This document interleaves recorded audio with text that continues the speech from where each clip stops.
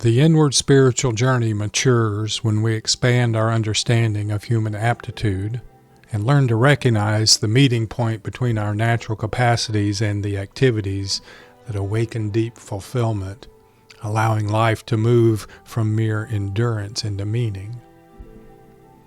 How do we come to know our true abilities and loves when we have been shaped by cultures that define worth too narrowly? When we speak of the inward journey, we are not speaking about escape from the world, nor about improvement according to someone else's standards. We are speaking about intimacy with our own lived reality. To walk inward is to listen closely to the way life has already been expressing itself through you, sometimes quietly, sometimes insistently, often in ways that are never affirmed. Many of us were trained to believe that ability is scarce, that it belongs to a select few, and that it can be identified early, measured precisely, and ranked publicly. This belief seeps into the bones. It shapes how we see ourselves and how we see one another. Over time, it can create a subtle violence, not loud or dramatic, but persistent. And when we learn to doubt what comes easily to us, we learn to distrust forms of knowing that do not resemble the dominant image of intelligence. We may even internalize the idea that if we struggle in one narrow arena, we must be deficient everywhere. Yet, when we sit in stillness and observe life honestly, a different truth emerges. Human capacity is not singular. It is plural, embodied, relational, and creative. Some of you understand systems by touching them. Some hear what others cannot hear. Some sense harmony or discord in a room before a word is spoken. Some are drawn to patterns, some to stories, some to restoring what is worn or broken. None of this is accidental. These inclinations are not distractions from spiritual life, they are expressions of it. To recognize aptitude is not an act of ego. It is an act of reverence. It is acknowledging how life has chosen to move through you. When this recognition is absent, people often conclude they are empty-handed. They mistake invisibility for absence.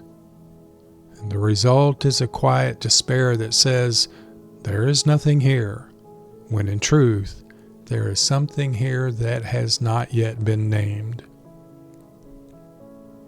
Alongside ability lives another teacher, one that speaks through attraction rather than obligation. There are activities that draw you toward them without coercion. When you engage them, effort does not disappear, but it changes its qualities. The heart participates. The body cooperates. Attention becomes spacious. These moments are not indulgent, they are instructive. They reveal where your energy naturally circulates rather than stagnates. It is worth remembering that the word we often use for these loves once pointed towards something very different. It carried the weight of endurance, of bearing what is difficult. And many of us still carry this association unconsciously. We believe that what matters must hurt, that meaning is proven by strain. But the path we are invited into is more subtle. It does not deny difficulty, but it does not glorify suffering either. It asks whether difficulty is in service of awakening or merely inherited habit. The spiritual journey, then, is not about choosing between discipline and delight. It is about discovering their right relationship. When what you are good at aligns with what you love, practice becomes sustainable. service becomes sincere.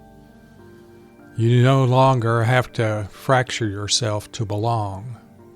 Instead, you bring your whole self into the world, and the world is quietly changed by that integrity. This kind of knowing takes time. It requires experimentation and patience.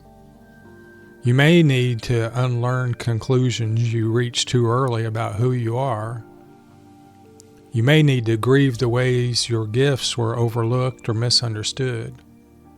Let that grief soften you rather than harden you. It is part of returning to yourself. As you continue on this path, I invite you to ask gently, again and again, where your life feels most alive and where it feels compressed. Notice what draws your attention without force. Notice what restores you, even as it asks something of you. These are not trivial observations. They are signposts on the path of awakening. May you come to trust that your way of being is not an error to be corrected, but a presence to be clarified. May you learn to see your abilities not as possessions, but as responsibilities entrusted to you. And may the movement from endurance toward fulfillment become for you not a distant idea, but a lived and compassionate unfolding.